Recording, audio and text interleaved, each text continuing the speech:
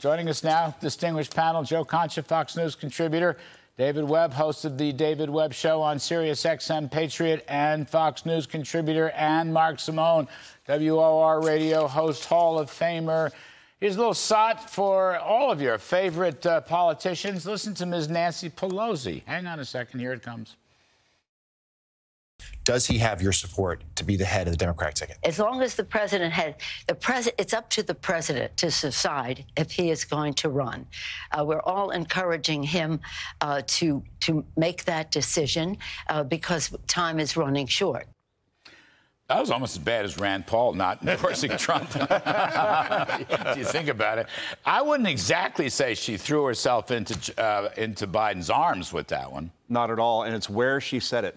MSNBC, Morning Joe, apparently Biden's favorite show, which I never quite understood that whole thought process whenever you hear that story, like, oh, Biden watches it every morning. It's on at 6 a.m. He ain't watching it if it's not on, unless he's doing the old DVR thing or TiVo or whatever you may say. So, yeah, between Pelosi, between Clooney, the dam keeps breaking for Joe Biden, but he just keeps pushing back and saying, I ain't going anywhere. I thought he was dead. I thought the issue was dead in the water Monday.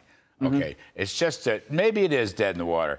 But all of a sudden, you're right, Clooney and Pelosi, you had some other senators, and you had some backbenchers, and you had some little backbenchers coming out there. This guy Bennett from Colorado, Senator Bennett, says it's going to be a landslide for Trump. I think if the vote were tomorrow, that would be true, but it's not tomorrow. Anyway, David Webb, what's your call on this? Is Biden going to be the Democratic nominee? Unless he's incapacitated and literally can't get out of bed at 10 a.m. in the morning. Well, he's going to give it his best shot, from what I gather. Yeah, look, that is, can't get out of bed, but please continue. That's where the bar is now. Yeah, well, yeah. Great. You know, like the bar on the hospital bed, possibly. But no, but in all seriousness.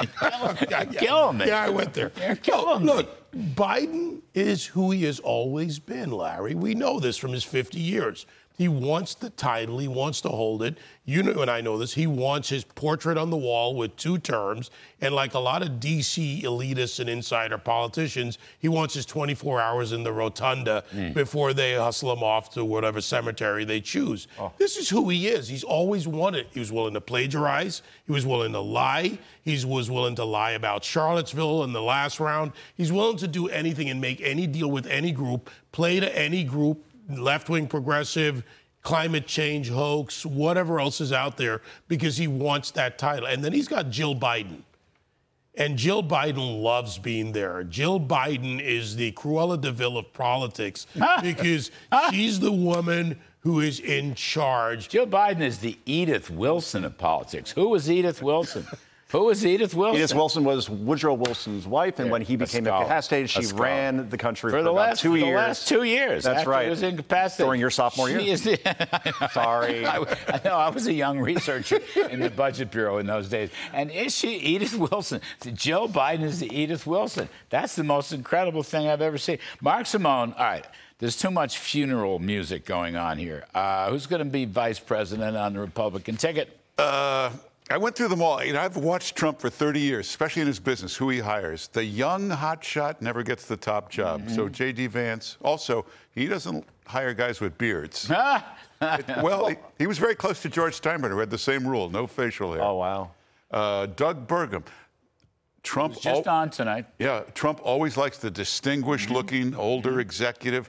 He fits the profile. That's who Trump always had at the Trump Organization. So one problem is that strict ban on abortion in Burgum's state. It's not Burgum's fault, but that brings the issue back up too much. I think Ben Carson. Ben Carson, interesting. Think about this. African-American helps. He's from Michigan. That could help. He's got the greatest temperament of any politician. And think about Joe Biden in his condition running against a brain surgeon. Wow. You set that up perfectly. That was very good. I'm flat out of time. 5 seconds. Joe Concha, Vice President. Marco Rubio. I just love the fact that we've turned this into The Apprentice, where Trump is stretching it out to the very, very end. That's of course. And then what at the end, doing. Instead of getting a rose, you get a red MAGA hat. Make it like the David Webb, also. 5 seconds, Vice President.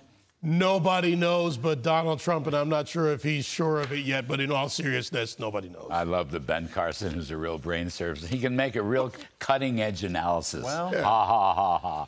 Joe Concha, Mark Simone, and David Webb. Terrific stuff.